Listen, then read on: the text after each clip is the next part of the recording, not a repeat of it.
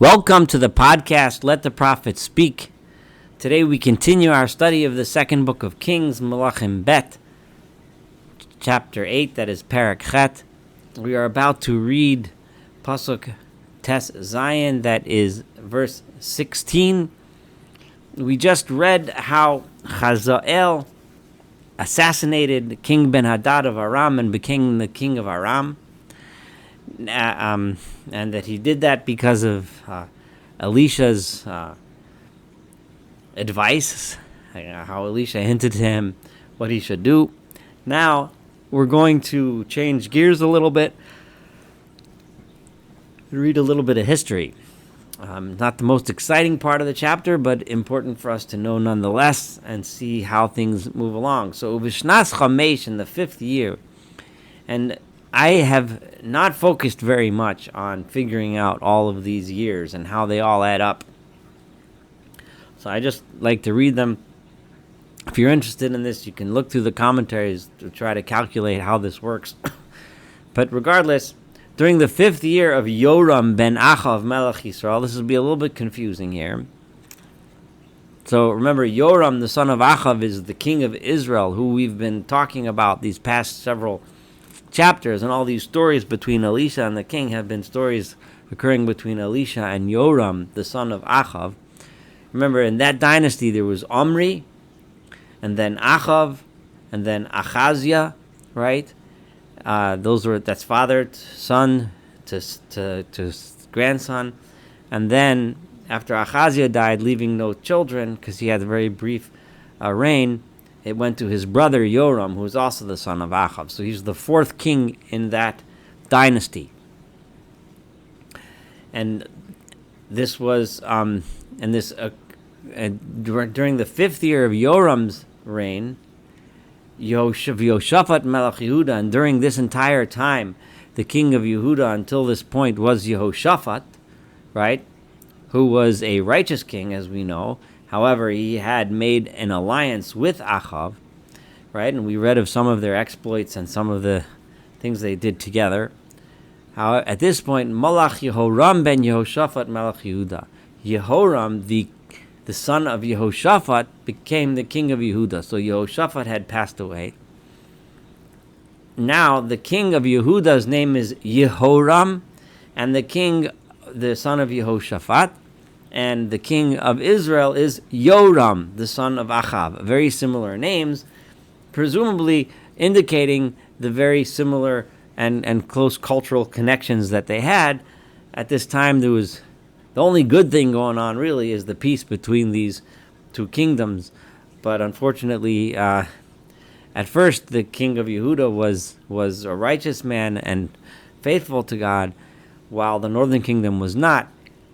And then, because of this alliance, rather than the southern kingdom having a good influence on the northern, the opposite is what happened, which we're about to read about. The northern kingdom had a bad influence on the southern one. Ben Shloshim Ushtayim Shana Haya B'Malcha, he was 32 years old when he became king. Ushmona Shanim Malach B'Yushalayim, and he ruled for 8 years in Jerusalem. Vayelech b'derech Malchi Yisrael, but he ruled in the same way that the northern kings, the kings of the kingdom of Israel, had ruled. Kasher asu beit Achav, just like the house of Ahab had done. Ki bat Achav hoisalol isha, because he had married a daughter of Achav. So here's the first time the verse tells us this straight up, that Yehoshaphat had married his son to the daughter of Achav. So that would have been the sister of the king of Yoram, the king of the north. So Vayasara be'enei Adonai, and he did evil, he did bad in the eyes of God. So by bringing her into his house, he learned from her ways and went on the wrong path. Similar to the wife of Achav, presumably this woman's mother, who we know of as Jezebel, who every time she was with Achav, she always steered him in a very bad direction. But God did not, he held himself back. In other words, he did not try to destroy the people of Yehuda, Leman David Avdo, because of his servant David. Kasher amar lo laseis lo nir levanov kol hayamim. Because God told and promised David that there would always be someone remaining from his family for all days, for all eternity. God had made a special promise to David, so therefore he did not destroy Yehuda. So obviously Yehuda was extremely bad, right? Because they seemed like they were so bad that they were worthy of destruction. Now, what this really sounds like, given the context, is that God is about to destroy the dynasty of Omri, the dynasty of Omri and Achav and so on. So the question whether here is Lashchis es Yehuda, to destroy the people of Yehuda. Well, God didn't destroy the people of the north, at least not yet at this point either, right? So it would have been appropriate. So what it seems like is that God, although God was ready to destroy the house of Achav, God did not want to destroy the house of Yehuda, the leaders of Yehuda, because of that promise. So while in the north, God, so to speak, solves the problem by getting rid of the kings and bringing a new dynasty in the hope that maybe the new dynasty will lead the people in the right direction, right? God didn't want to employ that same solution for Yehuda because of the promise he made to David that the king would always be in the house of David. That's how I read this verse. But in his day, right, because he was so bad, that's the impression, Pasha Edom, the people of Edom, rebelled mitachas yad Yehuda, from Yehuda vayamlichu alehem melech, and they made their own king. So Edom had been subdued by David, and then we had again some, remember we had how Edom came to help them fight against Moab. Edom was a vassal kingdom to Yehuda, but they rebelled, and just like we saw that the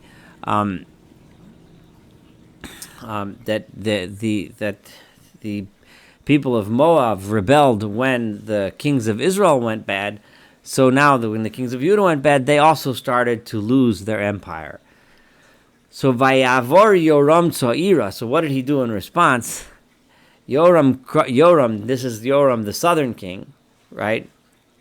He went Tza'ira to a place called Tza'ir, V'chol Rechavimo, with all of his chariots, Vayehihu Kam Laila, and he got up in the middle of the night, Vayakes Edom, and he tried to strike the Edomites, presumably in a surprise because it was nighttime. Asovevi love, they had been encamped and surrounding his camp.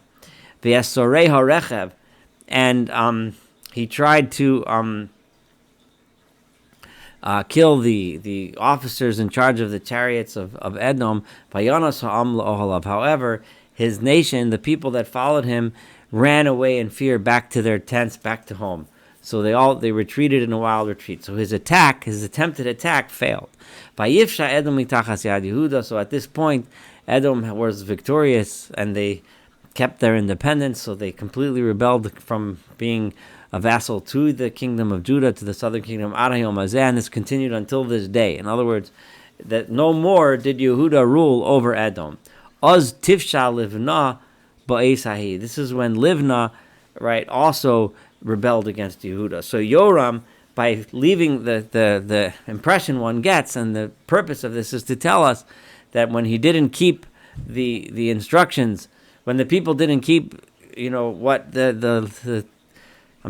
the king didn't lead the people properly, like Yehoshaphat did towards God, but led them away, then their kingdom started to fall apart. V'yeser divrei Yoram, if you want to read about the things that happened to Yoram, who was the king of Judah, v'chol asher asa, and all the things he did, haloim ksuvim al sefer divrei hayamim l'malcha Yehuda. Go ahead and read it in the chronicles, in the annals of the kings of Yehuda. You can go ahead and read it in the history books. This is not a history book. It's just here to teach us the lesson that we just taught. You start to go off the wrong path, you start to fall apart. Vayishkav Yoram im avosav. Yoram passed away, and he rested with his fathers. Vayikaver im avosav, and he was buried with his ancestors, Be'ir David, in the city of David. Vayimloch Achazyahu v'no tachtav. And now his son Achazyahu rules. Now Achazyahu, of course, is a very similar name to Achazia, who was the king of the northern kingdom, the brother of the current king of the northern kingdom, who is Yehoram. So a lot of similar names going on back here. So Achazyahu, who is the son of the Yoram, the king of the southern kingdom of Yehuda, has the same name as his uncle, right? Because his mother's brother was Achaziah, the king of the north, who had a very short reign. So again, we find these cultural connections are very tight. B'shnas Shtei Mesrei Shana, in the 12th year of Yoram ben Achav, of the northern Yoram, right? Malach Yisrael, who is the king of Yisrael, Malach Achazyahu, that's when Achazyahu ben Yehoram Melech Yehuda became the king of Achazyahu, the son of Yehoram, king of Judah. Now notice here, the names Yoram and Yehoram keep getting switched back and forth between the northern and southern kings. It's basically the same name, it's just a longer versus a shorter version of that name. So now, right now we're about to read verse 26. At this point, now you have Achazyahu, the son of Yehoram, who is the son of Yehoshaphat, who is now the king of Yehuda. And you have Yoram, the son of Achav, the son of Omri, who is the king of Israel. Ben Esrim v'shtayim shana Achazyahu b'malcho. He became king when he was 22 years old. V'shana achas malach b'Yerushalayim. And for 1 year he was the king in Jerusalem.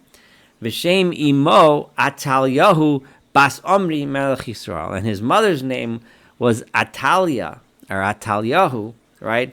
Who was the daughter of Omri, the king of Israel. And it's confusing us again. It calls her Atalyahu, the daughter of Omri. Now his mother was the wife, obviously, the wife of his father Yehoram, who married the daughter of Achav, right? Not the daughter of Omri. So why is she called the daughter of Omri? Because Omri is the father of Achav, that's her grandfather. But that's not unusual, because it's not uncommon in the verses, and we've had this many times, where a person is called the son of, or the bat, the daughter of their grandparent, as opposed to their parent. So it's Atalyahu was a descendant of Omri, and Omri was, of course, the founder of that dynasty. So sometimes she would be called after that. So here Achazyahu is ruling. He's in his place for a year, and his mother is Atalyahu, and she's going to be an important figure very soon. Vayelech b'derech beis Achav. He continued to rule in the same way of the house of Achav. So now we have the southern kingdom very highly infiltrated by the northern kingdom and going in their evil path. And he did evil in the eyes of God, kibeis Achav, just like the house of Achav in the north did, because ki chasan beit Achavhu, because he was a son-in-law to the house of Achav. He learned from their ways and ruled in their corrupt ways. Vayelech et Yoram ben Achav lemilchama im Chazoel melech Aram beRamot Gilad. So here's the beginning of the fulfillment of the prophecy that Elisha had made. Remember, Elisha had seen and cried over the wars that were going to occur between Chazael, who was the new king of Aram, with the people of the northern kingdom of Israel. And here we now have Yoram, the son of Achav, going to war with Chazael, who's the king of Aram. This occurs in Ramot Gilad, up in the north. Vayaku Aram met Yoram, and the people of Aram struck and defeated Yoram, the son of Achav, in the north. They struck him hard. Vayashav Yoram hamelach lehisrapei b'Yisrael, and King Yoram, right? Remember, this is the northern kingdom. The southern king is named Achazyahu at this time. He went to be healed in Yisrael, min hamakim, because of the wounds asher yakuhu aramim barama, that he was struck in this battle in Ramah, right? He was struck by the Arameans, and he went there to convalesce, to recover from his wounds. Those wounds that had occurred while he was waging battle against Chazael, the king of Aram. V'Achazyahu ben Yehoram, and Achazyahu, the son of Yehoram, right, his nephew, Melech Yehuda, who was the king of Yehuda, Yorad Liroses Yoram ben Achav Yisrael Kicholuhu. He went to visit Yoram, the son of Achav, because he was ill. So again, very close attachments. The king of Judah goes to visit the king of Israel when he's sick and recovering from battle from wounds that he had suffered during his battle with Aram. This gives us a sense of the unity of the two kingdoms, which would be a wonderful thing if only they were united for something good, which if they would have united together to serve God properly as opposed to being united together in evil. But this is the situation as is, and this concludes chapter 8. And in chapter 9, we will continue with the story of Elisha and continue as these kingdom, as the dynasty of Omri, Achav, Achaziah, and Yoram are getting closer and closer to their end. Thank you so much for studying chapter 8 together. Looking forward to studying chapter 9 and the rest of this book of Kings together. I hope everyone has a wonderful day.